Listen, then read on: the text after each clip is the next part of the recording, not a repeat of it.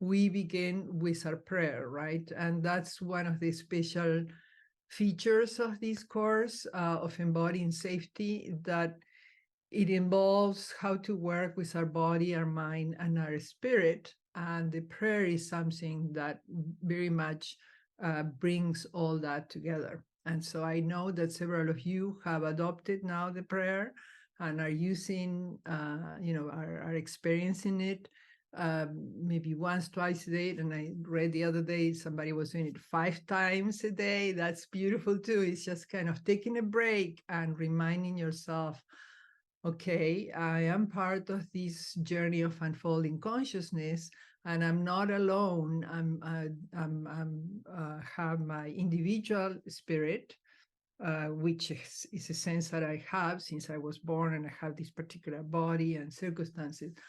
But I also have within myself this universal self, this witness, this consciousness, universal consciousness. You can call it higher self, God, whatever you want to call it, is all around us and is inside us. We are an expression of it. And so in the prayer, we come back to that sense, and it helps to integrate everything. And it especially helps when we are having challenges, because it moves us from that sense of being a separate, struggling self to being a self that the struggles are part of the journey and we are working with them, opening ourselves to keep learning and knowing that we are whole and complete, and that the problems that arise sometimes makes us forget that, but we can always start planting, seeds of a different kind of response, of a different kind of acceptance and integrating of everything that's happening in our life.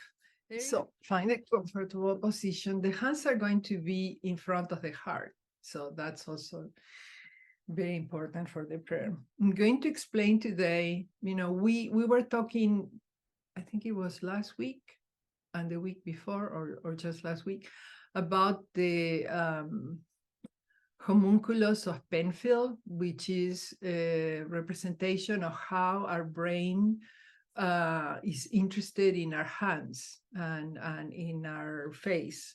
I mean, how it's interested in the whole body, and proportionally to what does it pay most attention. And we saw that it pays most attention to the hands and to the thumbs,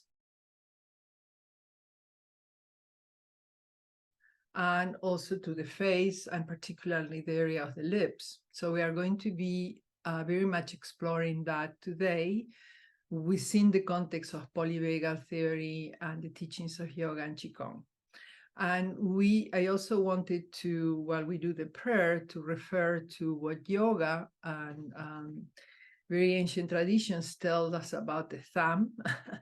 And the thumb represents in these ancient traditions the higher self. So this higher self that is all around us and with us.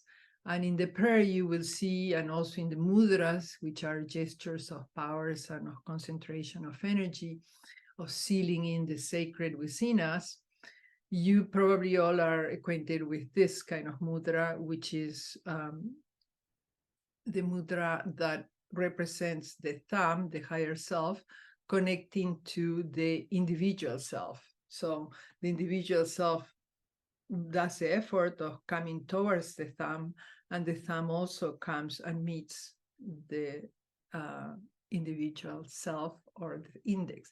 And you will see now that we are talking about the thumb, how many times and in what ways the thumb and the index finger appear in these mudras, in this prayer that we are doing.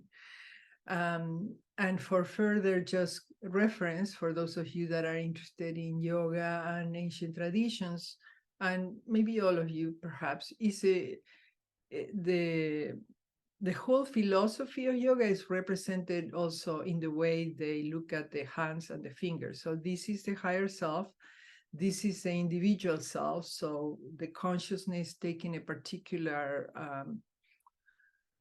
set of experiences because it has embodied in this body and in different circumstances, but it's a witness. And the third finger is the ego, So what happens to that individual consciousness when desires come in? And the fourth, the ring finger, is attachment. So attachment and aversion, and the way we connect with polyvagal is the fear, the sense of being under fear and threat because things are not going the way we would like them to go, or because there are real fears and traumas or whatever. And the last finger is the karma, which is the choices that we make and the actions that we do and the consequences of that. So, but karma, different from the understanding of some people that think, oh, karma means I'm predetermined to this. No, karma means choice. So life is going to keep presenting similar lessons until you kind of get, oh, I could have this other response. I could start, practicing this other way. And so then there are new neurons, new synapses that are made between your neurons, and you start creating new grooves in your brain, in your nervous system, and creating the possibility of a different way of experiencing and responding instead of reacting. So all this is here. You don't need to be thinking about all this, but I just want to let you know that this is also in here in the prayer. So in the prayer, just concentrate on the prayer, but it's interesting, so what happens with the relative position of the thumbs, the higher self, as it meets with the individual self, and then the way that sometimes ego, attachment, and karma are subdued, so they are, brought down, and then these two are coming together, or these two are coming together, and then this, letting the higher self pass through the individual self, etc. Okay, now let's go to the prayer. And don't worry, just either listen to it or do the movements if you like. Again, if you really want to learn the prayer, you can go from the first module onwards, and every time I brought some more complexity to it so that you can see the richness of the mudras. Dwelling in the self, I'm a seed. So it's the position of the hands. Dwelling in the self, I'm a seed. Pull towards the world, I separate from thee, expanding, I experience the various aspects of life. Now I withdraw my mind from the flow of the world and dedicate my life to thee so that you can pass through me, revealing the reality of birth and death and the bondage of Maya. Here everything is with the illusion just almost stuck. I empty myself, left hand on top, to be filled by thee. I relinquish the world and take refuge in thee. You guide the way, right hand on top, like a fish swimming in the ocean of the world. You guide the way, and I accept the guidance, left hand on top. You guide the way.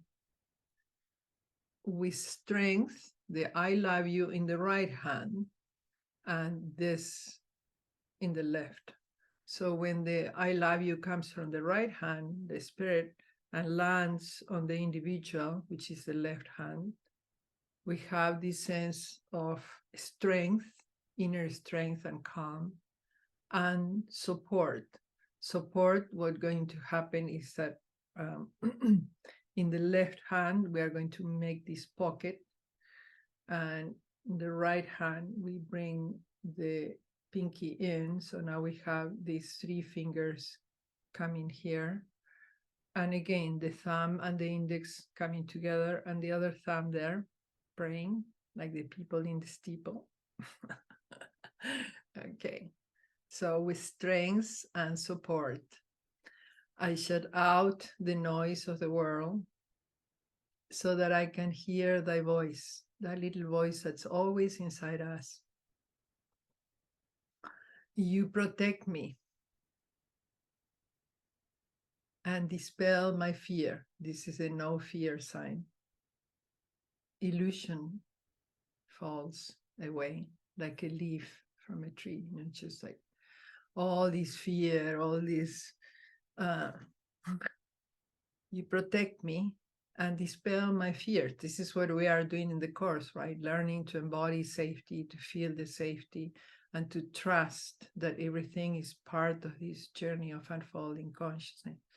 You protect me and dispel my fear. Give me the no fear sign. Yes.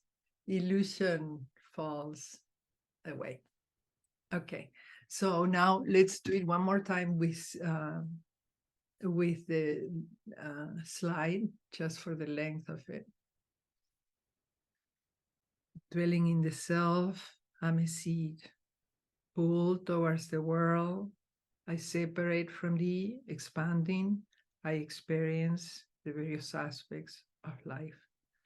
Now I withdraw my mind from the flow of the world and dedicate my life to thee, so that you can pass through me, revealing the reality of birth and death and the bondage of Maya. I empty myself so that I can be filled by thee. I relinquish the world and take refuge in thee. You guide the way with strength,